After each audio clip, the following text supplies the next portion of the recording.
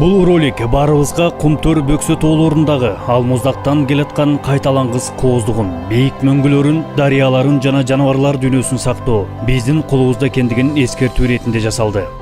Биз келечек муундарга экологиялык көйгөйлөрдү толугу менен чечип берүүгө күчүбүз жетет.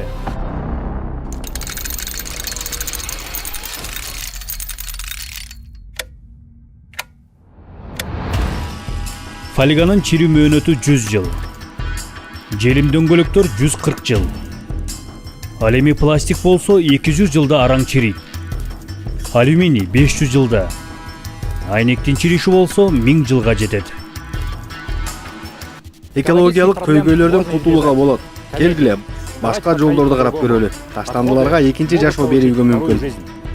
Кен калдыктарынын 95% кайра иштетүүгө жарактуу. Мисалы желим пластиктер, алар эл керектөөчү буюмдарды жасоого колдонулат.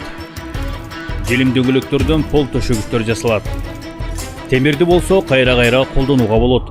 Жыгач тактайларды кайрадан иштетүүгө мүмкүн. Ошондой эле кагаздарды дагы. Ал эми тамак аш калдыктары жогорку сапаттагы компосту жана жер семирткичтерди даярдоого жумшалат. Мунун баардыгы таштандыларды туура бөлүштүрүүдөн кийин ишке ашат. Болгону жөнөкөй адат. Башка аракеттин дагы кереги жок. Сиздин балдар жана небереңиздер жаркын келечекке, таза айлана чөйрөгө татыктуу. Тандоо өзүңүздө. Жаратылыштын кооздугун сактоо биздин колубузда.